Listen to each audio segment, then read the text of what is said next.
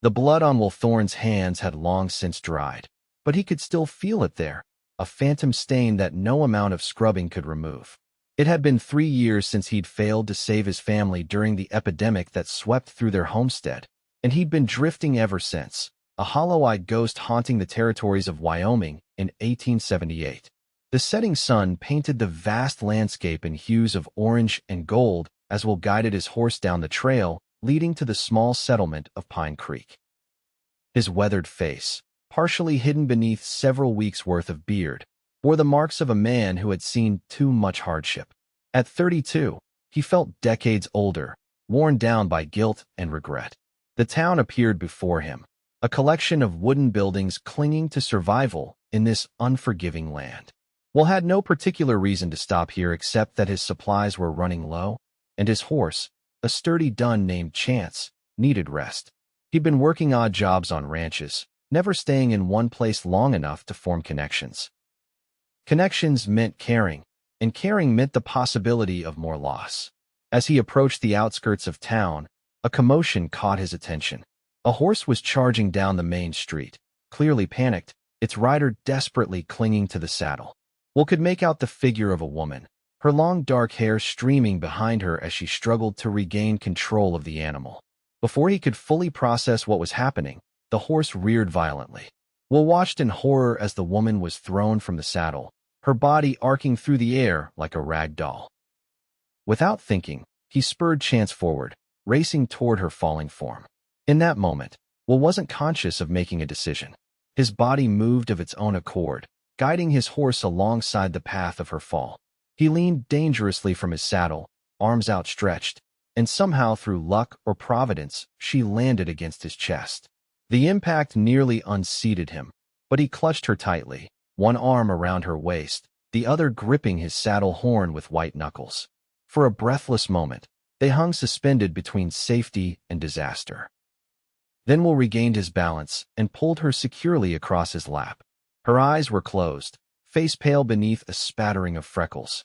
"Madam, can you hear me?" Will asked, his voice rough from disuse. Her eyelids fluttered, revealing eyes the color of warm honey. "What happened?" she murmured, disoriented. "Your horse threw you.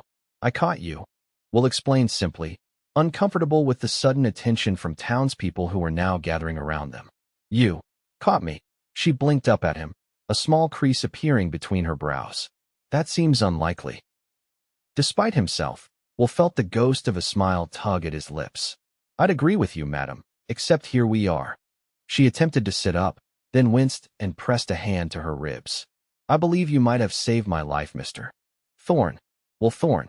The words felt strange in his mouth. It had been a long time since he'd properly introduced himself to anyone. "Nora Callahan," she replied, her voice stronger now. "I appear to be in your debt, Mr. Thorne." A distinguished-looking older man pushed through the crowd. "Nora, good heavens, child. Are you hurt?" "I'm fine, Uncle James," she assured him, though Will could feel her trembling slightly against him. "Thanks to Mr. Thorne here." The man, James Callahan, looked up at Will with undisguised gratitude. "Sir, I cannot thank you enough. Please, bring her to my home. It's just down the street, the house with the blue shutters." Will hesitated, instinctively wanting to hand her off to someone else and continue on his way. But one look at her pale face and the pain she was trying to conceal made him nod in agreement. As he guided Chance toward the indicated house, Will was acutely aware of Nora's body against his, the subtle floral scent of her hair, and the way her hand rested lightly on his arm for support. It had been years since he'd been this close to another person, and the contact sent an uncomfortable jolt through him. "You're not from around here," she observed, her voice soft enough that only he could hear. "No, madam. Just passing through." "Well, Mr. Thorne, your timing is impeccable." She offered him a small smile that, despite his best efforts, wormed its way into the frozen wasteland of his chest. The Callahan home was one of the nicer buildings in town, a 2-story structure with a wraparound porch and the promised blue shutters. James Callahan hurried ahead to open the door while Will carefully dismounted, still holding Nora in his arms. "I can walk," she protested, but when he set her gently on her feet, her knees buckled. Without comment, Will scooped her back up and carried her into the house, following James's directions to a parlor where he laid her on a settee. A plump, gray-haired woman who introduced herself as Martha, James's wife, immediately began fussing over Nora. "Dr. Reynolds is making his rounds at the Henderson farm," James explained. "I'll send someone to fetch him." Will took a step back, feeling increasingly out of place in this cozy domestic scene. "If you'll excuse me, I should be going." "Nonsense," Martha exclaimed. "You must stay for dinner at the very least." "James, tell this young man he's staying." James nodded firmly. "We insist, Mr. Thorne. You saved our niece's life. The least we can do is offer you a hot meal and a proper thank you."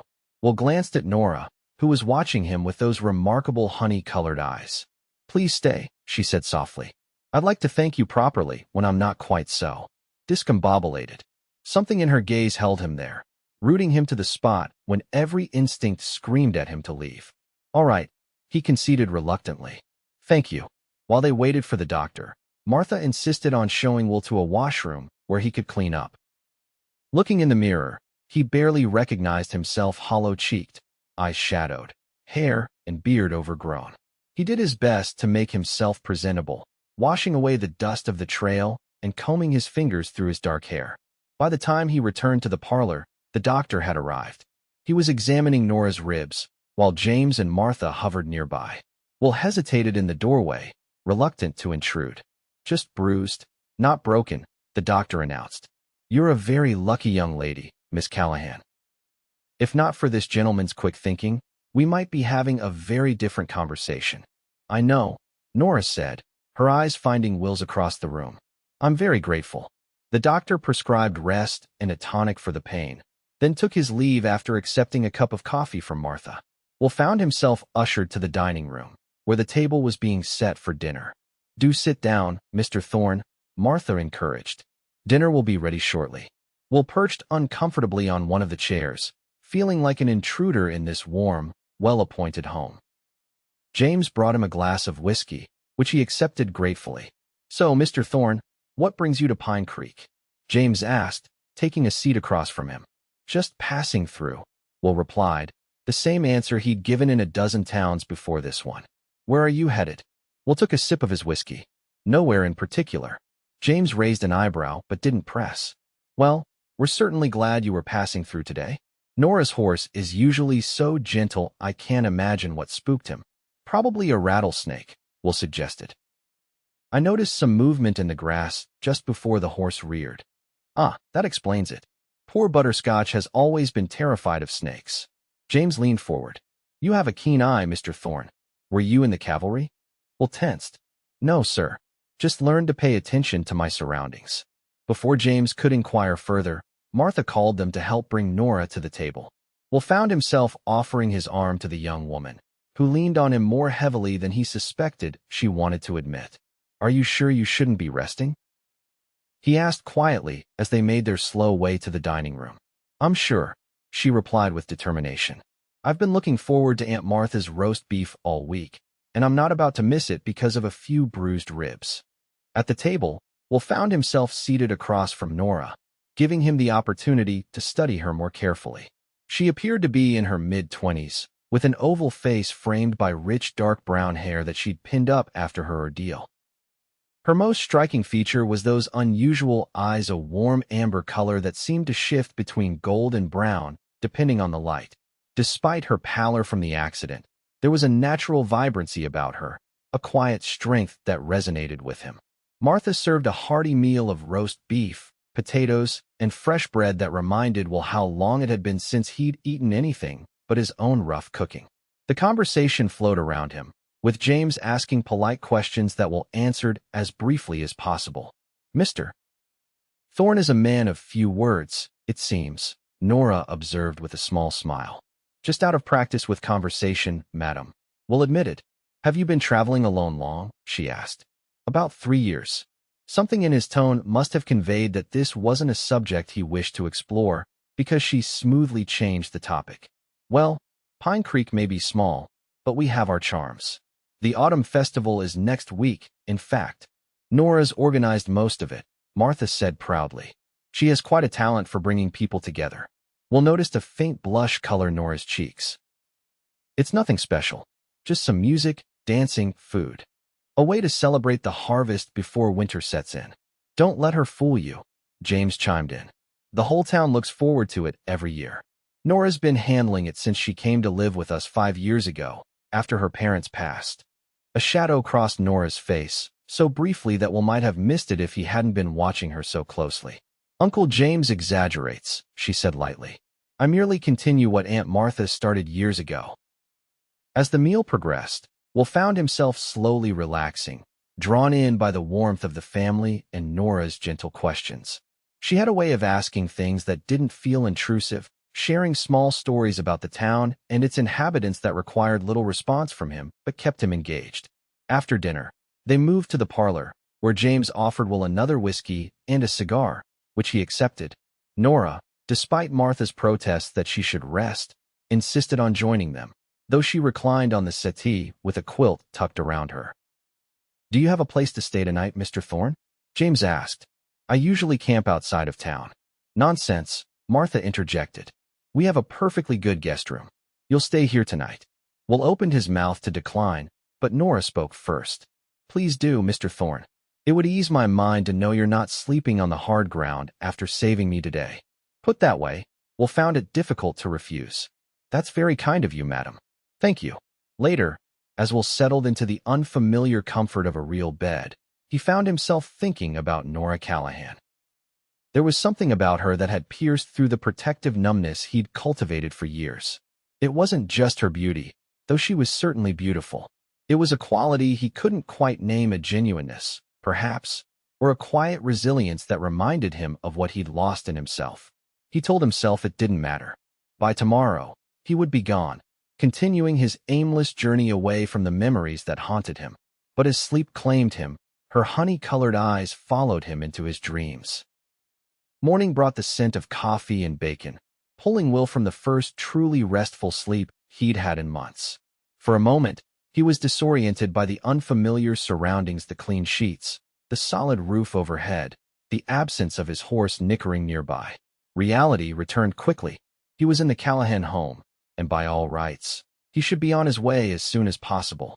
He dressed quickly in his trail-worn clothes, feeling shabby against the neat furnishings of the guest room. Downstairs, he found Martha bustling about the kitchen, while James sat at the table reading a newspaper. Of Nora, there was no sign. Good morning, Mr. Thorne. Martha greeted him warmly. I trust you slept well. Yes, madam. Thank you for your hospitality. Sit, she insisted, pouring him a cup of coffee. Breakfast is nearly ready. Will took a seat, nodding at James. I appreciate you putting me up for the night, but I should be moving on after breakfast. James lowered his newspaper, a thoughtful expression on his face. May I ask what's your hurry? No job waiting, by your own admission. Will shifted uncomfortably. I don't like to impose. It's hardly imposing when you're invited, came Nora's voice from the doorway. Will turned to see her entering the kitchen slowly, one hand pressed lightly to her side. She looked better this morning, some color returned to her cheeks, her hair neatly arranged. She wore a simple blue dress that complemented her complexion and made her eyes seem even more golden. Good morning, Miss Callahan, Will said, rising automatically. How are you feeling? Better, thank you. She took the seat across from him. Though I'm under strict orders not to ride for at least a week, which is terribly inconvenient with the festival preparations underway. Speaking of which, James interjected, we find ourselves in need of an extra pair of hands, Mr. Thorne. The man who was supposed to help build the dance platform and set up the stalls has taken ill. Will saw immediately where this was headed. I'm not much of a carpenter, sir. But you have 2 strong hands and, I'd wager, experience with physical labor, James countered. We'd pay you fairly, of course, and provide room and board until the festival is over. Will hesitated, glancing at Nora, who was watching him with those perceptive eyes. I'd be grateful for your help, she said softly. I'm afraid I won't be much use with the heavy lifting this year. He should refuse. Every instinct that had kept him moving for 3 years told him to thank them politely and be on his way. Staying meant forming connections, however temporary, and he'd sworn never to do that again. But looking at Nora's face, he found himself saying, all right. I can stay until the festival. The smile that lit her features made something shift inside his chest. "Wonderful," she said, and for a moment, Will almost believed it might be. After breakfast, James took Will to the town square, where preparations for the festival were already underway. Several men were marking out the area where the dance platform would be built, while others were constructing stalls for food and games. "Nora has it all planned out," James explained, showing Will a carefully drawn map. "She's been working on this for months." Will was introduced to the other workers, mostly local farmers and shopkeepers who were donating their time. They welcomed him with the casual friendliness of people used to incorporating strangers into their community. The work was straightforward, hauling lumber, holding beams in place while they were secured, hammering nails. Will found a certain satisfaction in the physical labor, in seeing tangible results from his efforts. By midday, the frame of the dance platform was taking shape. When they broke for lunch, Will was surprised to see Nora approaching, carrying a large basket. She moved carefully, mindful of her injured ribs, but seemed determined to be present. "I thought you all might be hungry," she called, setting the basket on a nearby bench. The men gathered around with appreciative comments as she distributed sandwiches, apples, and jars of cold tea. Will hung back, watching the easy camaraderie between Nora and the townspeople. She knew everyone by name, asked after their families, laughed at their jokes. It was clear she was well loved in Pine Creek. When she finally made her way to Will, she handed him a sandwich wrapped in cloth. "I wasn't sure what you preferred, so I made roast beef. I hope that's acceptable." "More than acceptable, madam. Thank you." She sat on the bench beside him, arranging her skirts.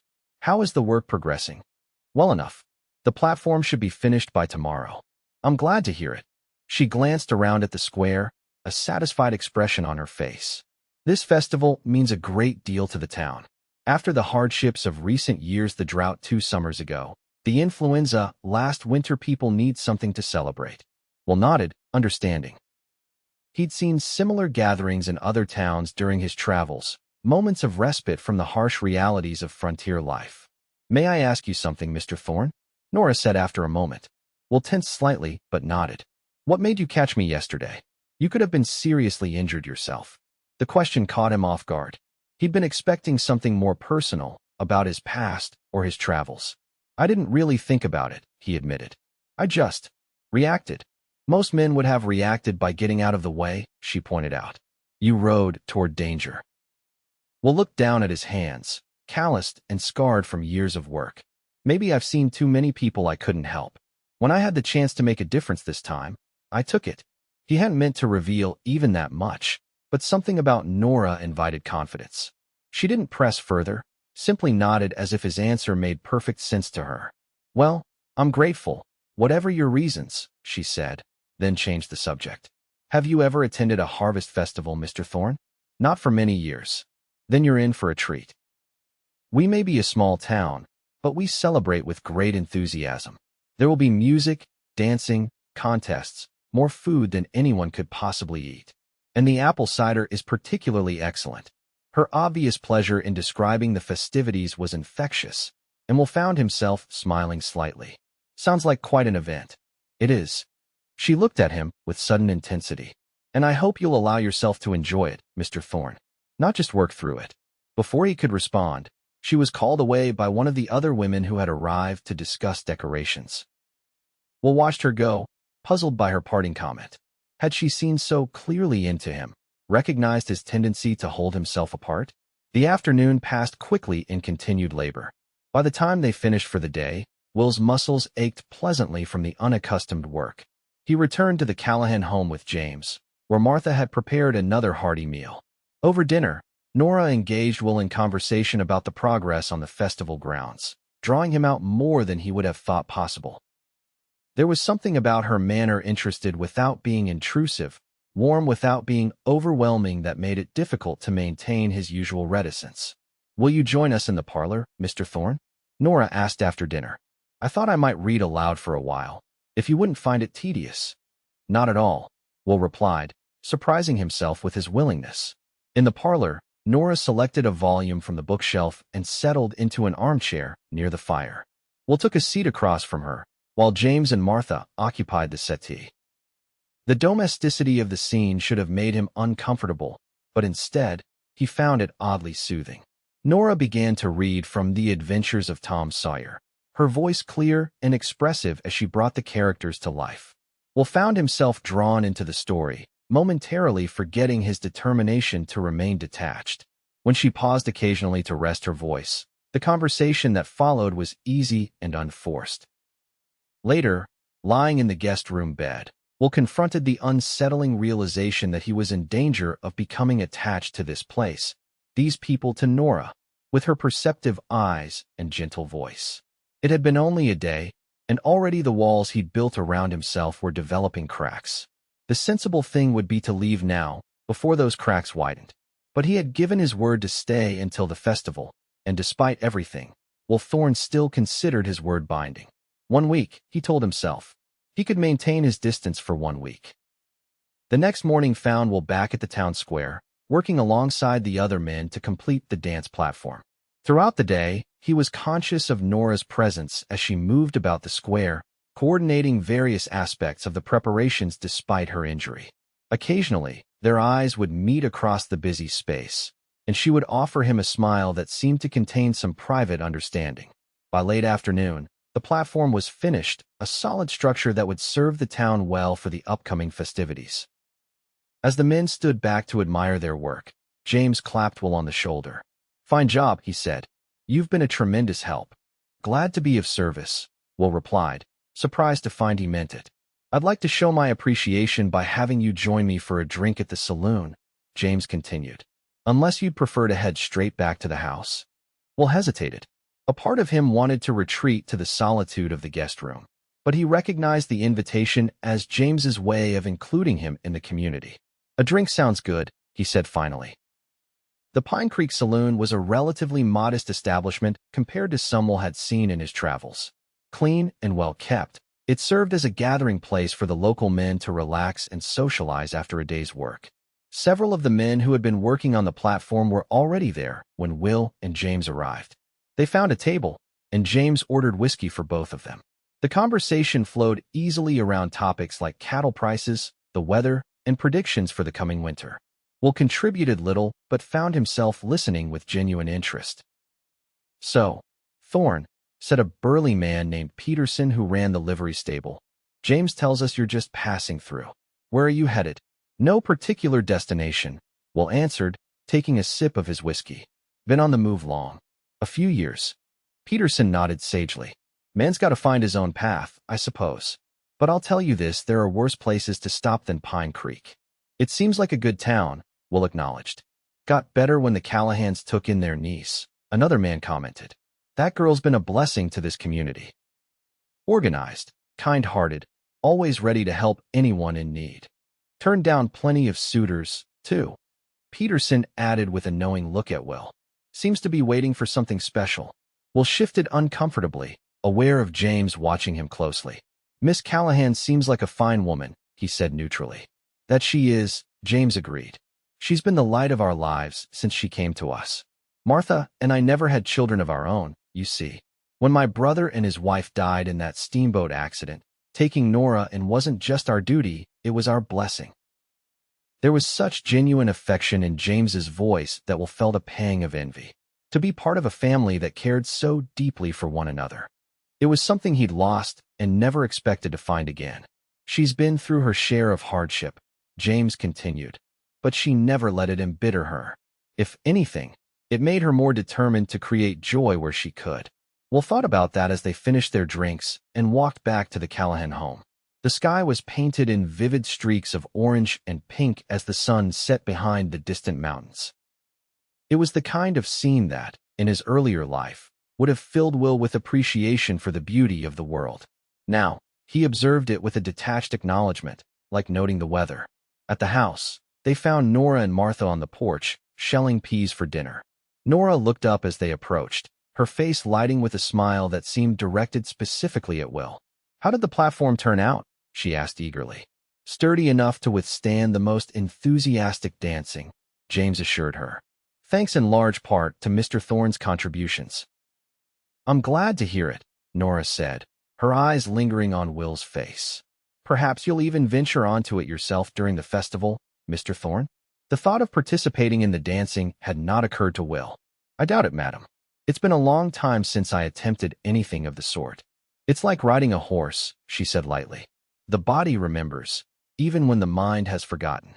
There was something in her tone that suggested she was speaking of more than just dancing, and Will found himself unable to maintain eye contact with her.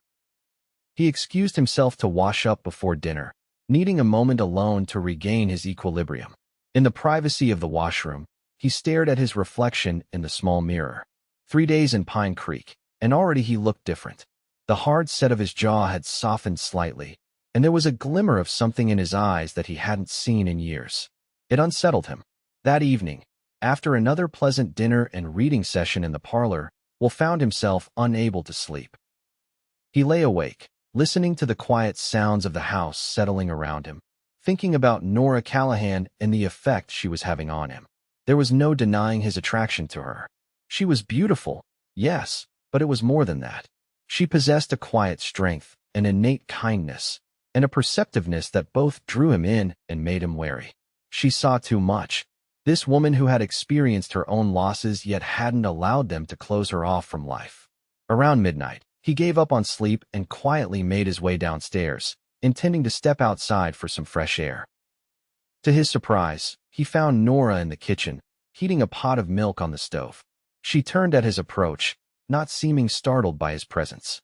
"Trouble sleeping?" she asked softly. Will nodded. "I didn't mean to disturb you." "You didn't. I often have difficulty sleeping myself." She gestured to the pot. "Warm milk with a touch of honey helps sometimes. Would you like some?" "Thank you," Will said, taking a seat at the kitchen table. They were silent as she finished preparing the milk, pouring it into 2 mugs, and adding a spoonful of honey to each. She brought them to the table, sliding one toward Will before taking the seat across from him. In the soft glow of the single lamp she'd lit, her features were gentled, shadows playing across her face in a way that emphasized her delicate beauty. She wore a dressing gown over her nightclothes, her hair loose around her shoulders in a dark cascade. "What keeps you awake, Mr. Thorne?" she asked after they had both taken a sip of the warm milk. Will considered deflecting the question but found himself answering honestly. "Memories, mostly." She nodded as if she'd expected this answer. "The difficult kind, I imagine." "Yes. I understand," she said simply, and Will believe she did. There was knowledge in her eyes that could only come from personal experience with grief.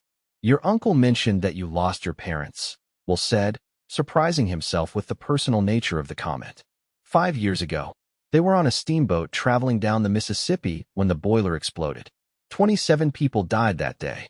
She traced the rim of her mug with one finger. "I was visiting friends in St. Louis when it happened, or I would have been with them."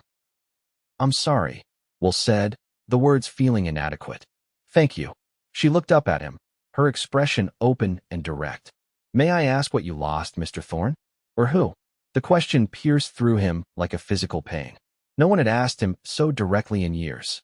Most people, sensing his reluctance to speak of his past, avoided the subject entirely. "My wife and daughter," he said finally, the words rough in his throat. "Diphtheria. 3 years ago." Nora's expression showed compassion without pity, understanding without intrusion. "What were their names?" she asked gently. "Sarah was my wife. Our daughter was Elizabeth. We called her Beth." Speaking their names aloud after so long was both painful and somehow freeing. "They were fortunate to be loved by you," Nora said. Will looked away. "I couldn't save them. I tried everything, but they were gone within days of each other. And you've been running ever since." It wasn't a question, but Will nodded anyway. "Seems easier than staying in one place. Fewer attachments. Does it work?" Her gaze was steady on his face. "Does it hurt less when you don't let yourself care about anyone or anything?" Will considered lying, but found he couldn't. "Not to her." "No," he admitted. "But it's safer." "Safer," she repeated thoughtfully. "I considered that path too, you know. After my parents died, closing myself off, protecting what remained of my heart." She took a sip of her milk. "But then I realized something." "What's that?" "That they wouldn't have wanted that for me. That the best way to honor them was to live fully, to love openly, to create joy where I could find it." Her eyes met his, unflinching. "What would Sarah and Beth want for you, Mr. Thorne?" The question hit him like a physical blow. He'd never considered it that way, had been too consumed by his failure, his grief, his self-imposed exile from human connection. "I don't know," he said finally, his voice barely audible. "I think you do," Nora replied softly. "But I understand that it's a difficult path to contemplate after so long." They sat in silence for a few moments, the question hanging between them. Finally, Nora rose, gathering their empty mugs. "Thank you for sharing your story with me," she said. "I know it wasn't easy." Will stood as well. "Thank you for listening." She smiled, a small, gentle curve of her lips. "Good night, Mr. Thorne. I hope you sleep better now." "Will," he said impulsively. "Please, call me Will." Her smile widened. "Good night, Will. I'm Nora, not Miss Callahan, at least when we're not in company." He nodded, suddenly aware of the intimacy of the moment, the two of them alone in the quiet kitchen, sharing confidences in the middle of the night. "Good night, Nora." As he made his way back to his room, Will felt something shift inside him, as if a door long locked had been opened just a crack, allowing a sliver of light to penetrate the darkness. He wasn't sure whether to be grateful or terrified. To his surprise, sleep came easily after that, deeper and more restful than he'd experienced in years. When he woke the next morning, the sun was already high, and the house was quiet. He dressed quickly and made his way downstairs, where he found a note from Martha explaining that she and James had gone to church, and Nora was already at the festival grounds overseeing preparations. Will helped himself to the bread and preserves Martha had left out, then headed to the town square. The transformation from the previous day was remarkable. Colorful bunting had been strung between posts. The stalls were being decorated with autumn leaves and corn husks, and lanterns hung in readiness for the evening festivities. He spotted Nora immediately, standing near the dance platform, giving instructions to a group of young women who were arranging flowers. She wore a rust-colored dress that complemented her dark hair and fair skin, and her face was animated as she spoke. When she caught sight of Will, her expression brightened further. "Good morning," she called, excusing herself from the group to meet him. "I hope you slept well." "Better than I have in some time," Will admitted. "What can I help with today?" Nora glanced around the busy square. "The men are setting up tables and benches over by the oak tree. I'm sure they'd appreciate another pair of hands." Will nodded and headed in that direction, but not before Nora added, "Will you join us for the opening dance tonight? We always begin with a waltz at sunset." The invitation caught him off guard. "I don't think, just consider it," she interrupted gently. "No pressure." Throughout the day, Will worked alongside the townspeople, moving tables, hanging lanterns, assisting wherever an extra hand was needed. The sense of community was palpable, everyone contributing to create something for the entire town to enjoy. Despite his intentions to remain detached, Will found himself drawn into conversations, even laughing at jokes shared among the workers. By late afternoon, the transformation was complete. The town square had become a festive wonderland, with the dance platform as its centerpiece. Lanterns were lit as the sun began to set, casting a warm glow over the area. People began to arrive, dressed in their Sunday best, excitement evident in their voices and expressions. Will had returned to the Callahan home to clean up and change into the clean shirt James had lent him. He felt out of place in the borrowed clothing but acknowledged the necessity of making himself presentable for the occasion. When he came downstairs, he found Nora waiting in the parlor. She had changed into a deep green dress that accentuated her figure, her hair arranged in an elegant style, with a few curls framing her face. She looked up as he entered, and her smile caused his heart to skip a beat. "You look very handsome, Will," she said with a warmth that heated his face. "And you?" "You're beautiful," he replied, the words escaping before he could consider them. Her cheeks colored slightly. "Thank you. Shall we join the festivities?" The town square was filled with people when they arrived. Music from fiddles, a guitar, and a piano that had somehow been transported to the platform filled the air. Tables laden with food lined one side of the square, and children darted about, playing games and laughing. Nora was immediately surrounded by townspeople greeting her, complimenting the decorations, thanking her for her efforts.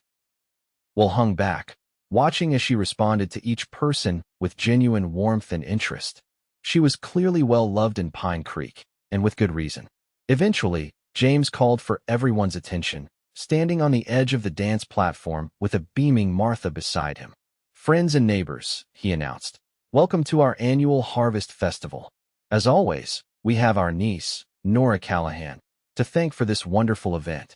Applause broke out, and Nora blushed as she was urged forward to say a few words. "Thank you all," she said, her voice carrying clearly across the square. "But this festival is the result of everyone's hard work and contributions. It's a celebration of our community, our harvest, and the bonds that unite us through good times and challenging ones." Her eyes found Will in the crowd as she added, "Sometimes, the most unexpected connections prove to be the most meaningful." More applause followed, and then James announced, "As is our tradition, we'll begin with the opening waltz. Musicians, if you please." The musicians struck up a lilting waltz, and couples began to move onto the dance floor. Will watched as James led Martha in a graceful turn around the platform, other couples joining them. Nora made her way back to Will's side. "The platform is holding up well," she observed, a hint of mischief in her eyes. "It seems sturdy enough," he agreed.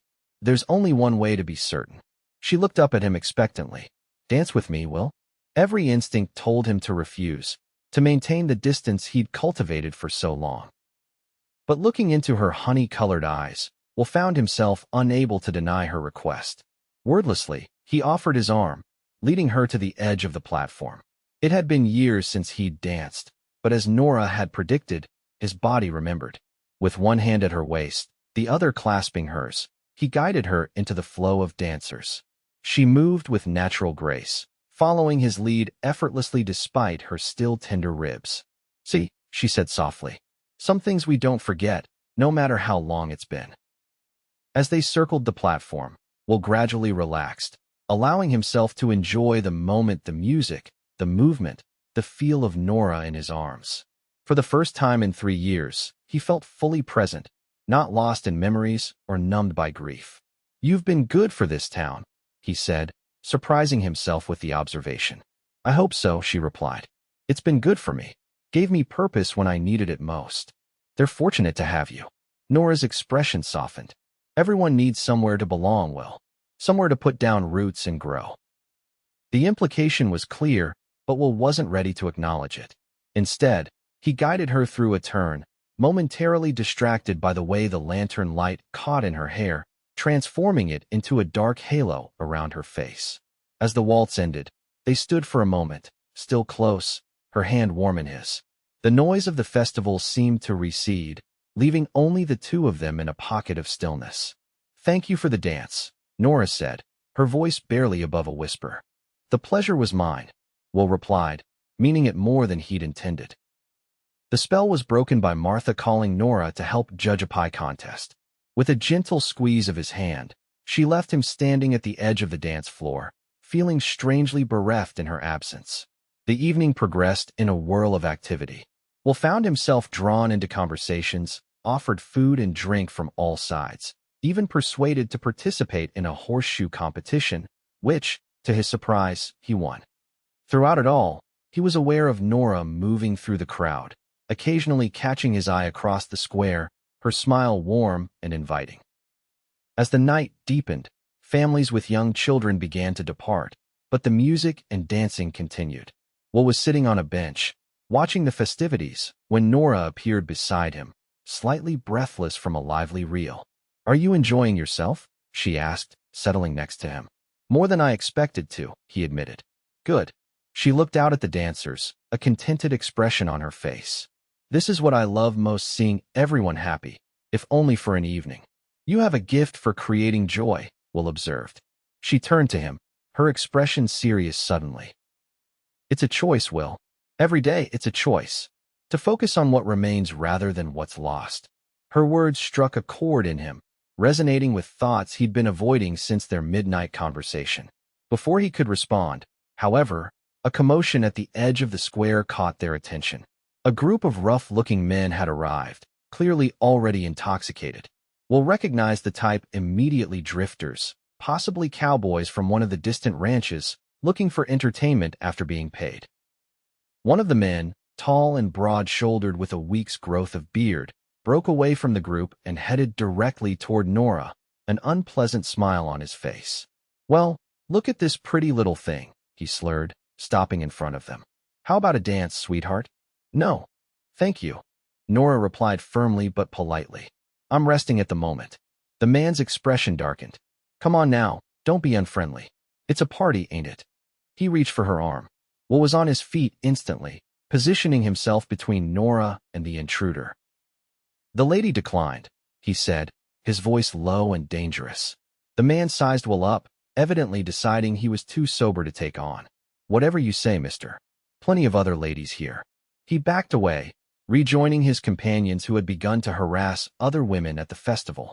James and several other men from the town were already moving to intercept the troublemakers. Within minutes, the sheriff had arrived, and the rowdy group was being escorted firmly away from the square, their protests fading into the night. Will turned to Nora, concerned. "Are you all right?" "I'm fine," she assured him, though he noticed she was trembling slightly. "Thank you for stepping in." "Of course." He hesitated, then offered. "Would you like me to walk you home? It's getting late." She looked around at the festival, which was beginning to wind down naturally after the disruption. "Yes, I think that would be wise. Let me just tell Uncle James and Aunt Martha." After saying their goodbyes, Will and Nora walked the short distance to the Callahan home in companionable silence. The night was clear, stars scattered across the dark sky like diamond dust.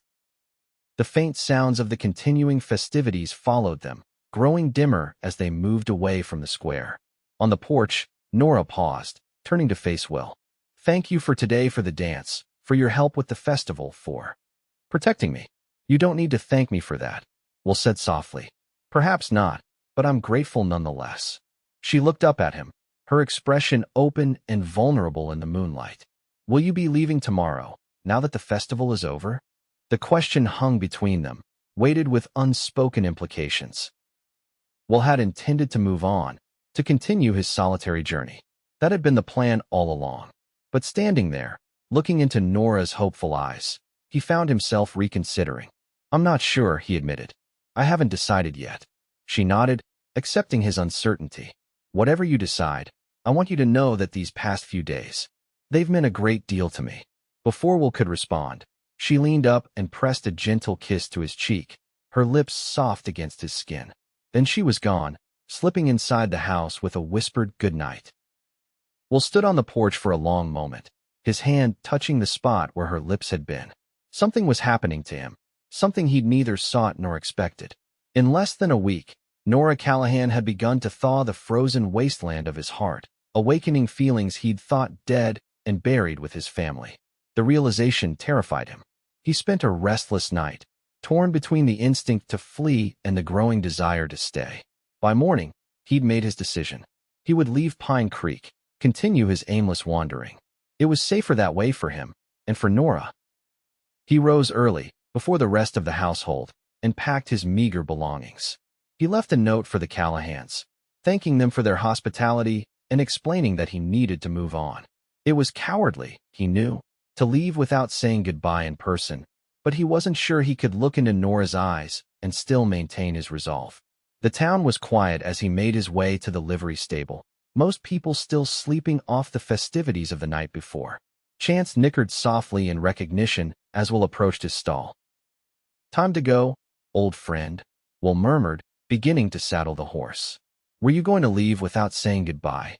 Will froze at the sound of Nora's voice behind him. Slowly, he turned to find her standing in the stable doorway, wrapped in a shawl against the morning chill. Her expression was a mixture of hurt and resignation, as if she'd expected this but hoped for something different. "I left a note," he said, knowing how inadequate it sounded. "A note?" She stepped into the stable, her movements deliberate. "After everything we've shared, you were going to leave me with a note."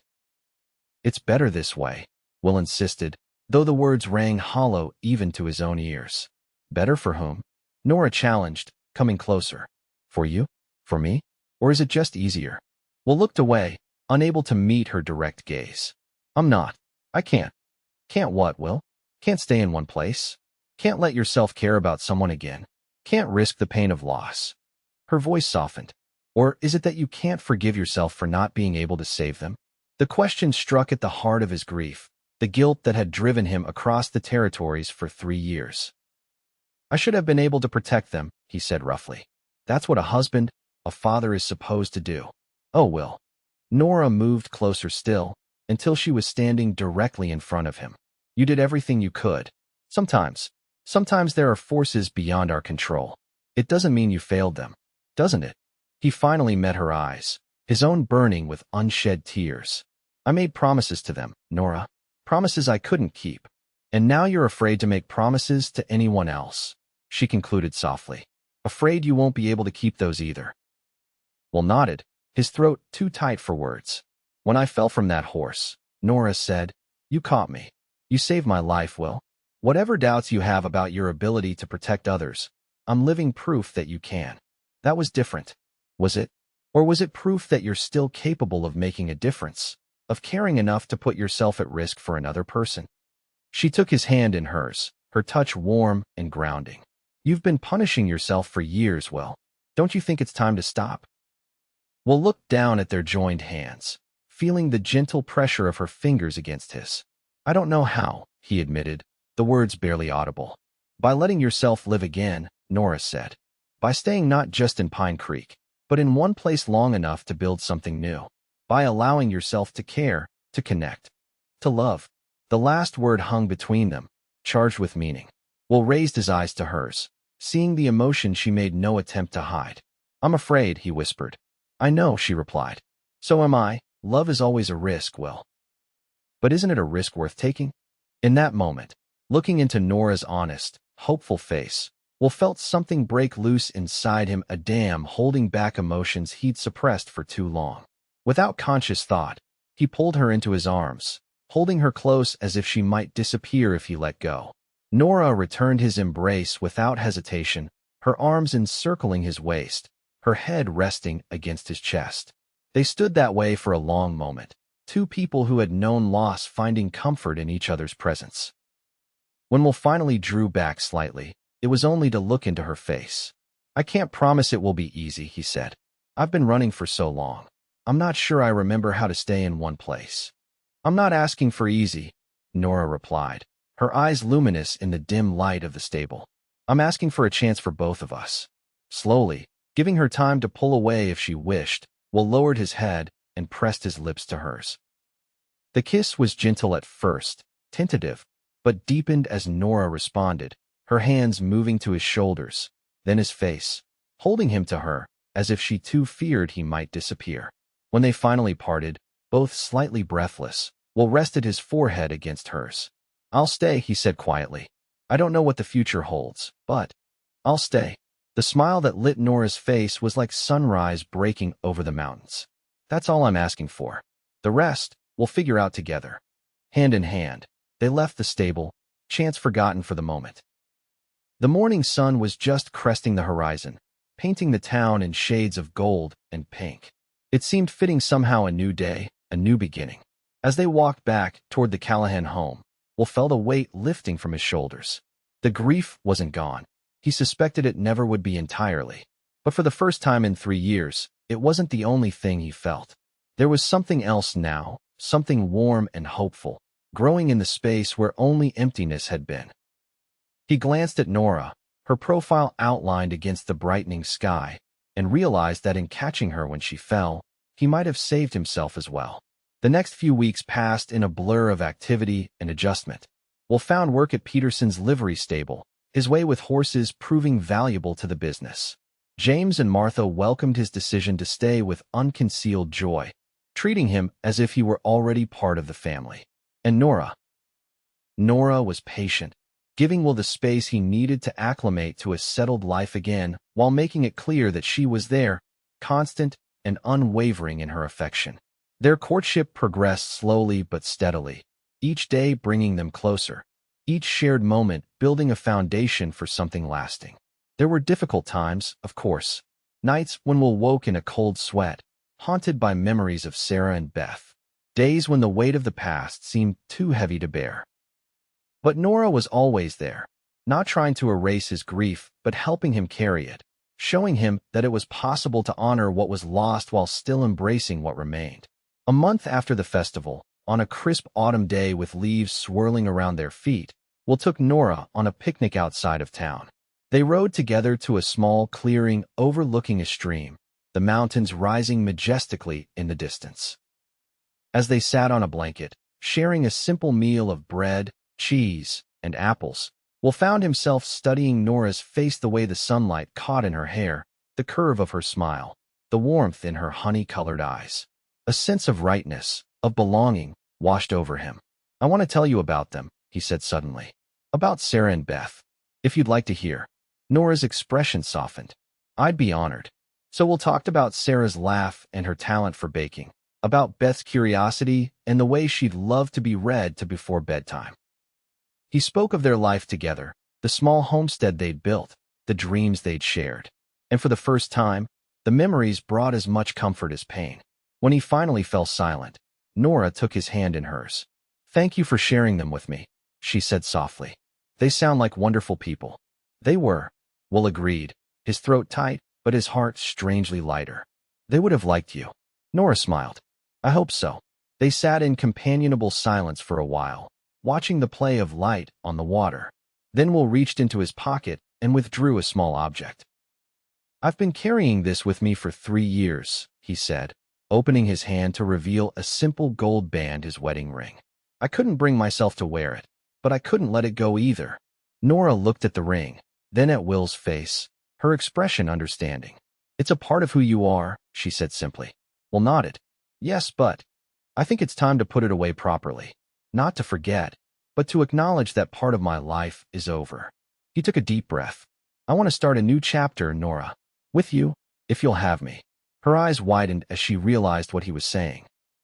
"Will, I know it's soon," he continued, "and I'm not asking for an immediate answer. But I want you to know that I love you, Nora Callahan. You brought me back to life when I thought that part of me was dead forever. And if you'll give me the chance, I'd like to spend the rest of my days trying to make you as happy as you've made me."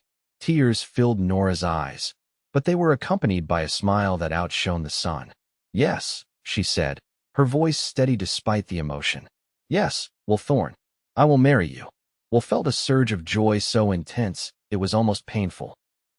Carefully, he put the wedding ring back in his pocket, a memento of a love that would always be part of him, but no longer defined him. Then he gathered Nora into his arms, sealing their promise with a kiss that spoke of hope, of healing, of a future neither of them had expected to find. The wedding took place in early spring, when the first wildflowers were beginning to bloom across the plains. The entire town turned out for the occasion, the church filled to capacity with people who had come to care for Will almost as much as they loved Nora. Martha had sewn Nora's wedding dress herself, a creation of ivory silk with delicate lace at the collar and cuffs. When Will saw her walking down the aisle on James's arm, a small bouquet of early spring flowers in her hands, he felt a tightness in his chest that was equal parts wonder and gratitude. The ceremony was simple but meaningful, the vows exchanged with clear voices and steady hands. When the preacher pronounced them husband and wife, Will kissed Nora with a tenderness that belied the depth of his emotion, amid the cheers and applause of their friends and neighbors. The celebration afterward was held in the town square, on the same dance platform where they had shared their first dance. There was music and laughter, food and drink, and more goodwill than Will had experienced in all his years of wandering. As evening fell and lanterns were lit around the square, Will found a moment of quiet with his new wife at the edge of the festivities. "Happy?" he asked, his arm around her waist. Nora looked up at him, her eyes reflecting the lantern light. "More than I can express," she replied. "And you?" Will considered the question, searching his heart for the honest answer. "Yes," he said finally. "I am happy, Nora, and grateful and hopeful." He smiled, the expression coming more naturally now than it had in years. "It's a good way to feel." "It is," she agreed, leaning into his embrace. "And it's just the beginning." As they rejoined the celebration, accepting congratulations and well wishes from the townspeople, Will reflected on the journey that had brought him to this moment. From the depths of grief and isolation to the warmth of love and community, it had been a path he never expected to travel. He glanced at Nora, dancing now with James, her face alight with joy, and remembered the moment she had fallen from her horse and into his arms. It had seemed like chance at the time, but now he wondered if it hadn't been something more, a second chance, not just for Nora, but for him as well. Will had doubted he could save anyone, including himself. But in catching her, he had found redemption, healing, and a love that promised to sustain them both through whatever the future might hold. The following years brought changes both expected and surprising. Will and Nora moved into a small house on the edge of town, close enough to be part of the community, but with enough land for Will to pursue his growing interest in horse breeding. With Peterson's backing, he began to develop a reputation for quality stock, drawing buyers from as far away as Denver. Nora continued her involvement in town affairs, organizing not just the annual Harvest Festival, but other community events throughout the year. Together, they became fixtures in Pine Creek, their home a welcoming place for friends and neighbors alike. A year after their wedding, their first child was born, a daughter they named Rebecca, who inherited her mother's honey-colored eyes and her father's quiet determination. Will, who had once feared he could never love another child after losing Beth, found his heart expanding to embrace this new life, this second chance at fatherhood. When Rebecca was 2, a son joined the family, James William, named for the man who had welcomed Will into his home and, in many ways, into a new life. Watching Nora with their children, seeing the love and patience she showed them, Will often found himself overwhelmed with gratitude for the family they had created together. There were difficult times, of course, years when drought threatened the town's survival, when illness swept through the community, when personal challenges tested their resilience. But through it all, Will and Nora faced life's hardships together, drawing strength from each other and from the bonds they had formed with their neighbors. On their 10th wedding anniversary, Will took Nora back to the clearing where he had proposed. The children were spending the day with Martha and James, giving them a rare opportunity to be alone together. Though both were now in their 40s, with strands of silver beginning to appear in their hair, the love between them had only deepened with time. They spread a blanket under the same tree where they had picnicked a decade earlier, the stream still flowing peacefully nearby, the mountains unchanging in their majesty. "Do you ever regret it?" Will asked as they sat side by side, his arm around her shoulders. "Marrying a broken-down drifter with more baggage than belongings?" Nora laughed, the sound as musical as it had been when he first met her. "Never," she assured him, leaning her head against his shoulder. "Not for a single moment. Even when I wake you in the middle of the night with my nightmares. Even then." She turned to face him, her expression serious. "Will, when I fell from that horse, you caught me. But in so many ways since then, you've been the one holding me up, giving me strength, helping me become more than I thought I could be." Will shook his head, still humbled by her faith in him. "I think you have that backward, Nora. You're the one who saved me." "Perhaps we saved each other," she suggested, a smile softening her features. "And continue to do so, every day." Will considered this, then nodded. "I like that idea." As the sun began to set, painting the sky in the same vivid colors that had heralded their first kiss, Will and Nora remained in their peaceful spot, talking about the past decade and their hopes for the years to come. They spoke of their children, their friends, the life they had built together in Pine Creek. And when the first stars appeared in the darkening sky, they gathered their belongings and rode home, not to a temporary shelter or a borrowed room, but to the place they had created together, where love and laughter, challenges and triumphs, all combined to form the tapestry of their shared life. In the years that followed, Pine Creek grew and prospered, as did the Thorne family. Rebecca, intelligent and compassionate like her mother, eventually became the town's schoolteacher. James William, with his father's way with horses, expanded the family business, establishing one of the most respected horse breeding operations in the territory. Will and Nora aged together with grace, their bond deepening as they faced the challenges and joys of their later years. They welcomed grandchildren, mourned the passing of friends, and continued to be pillars of the community they had helped to build. And on quiet evenings, sitting on the porch of their home with the mountains silhouetted against the setting sun, they would sometimes reminisce about that fateful day when a spooked horse and a desperate catch had changed the course of both their lives. "Do you ever wonder what would have happened if you hadn't been riding by at that exact moment?" Nora would ask, her hand warm in his. And Will, Looking at the woman who had healed his wounded heart and given him a reason to believe in second chances, would shake his head and answer with absolute certainty, no. Because somehow, Nora, I think we were always meant to find each other. In a territory as vast as Wyoming, with all its dangers and distances, the odds of their paths crossing had been infinitesimal. Yet cross they had, two souls carrying their separate griefs, finding in each other not just comfort but redemption, not just companionship but a love that had sustained them through decades of shared life. Well, Thorne had once doubted he could save anyone. But in catching Nora when she fell, he had saved not only her life but his own soul, discovering in the process that sometimes the most broken hearts are the ones most capable of loving deeply, once they find the courage to try again.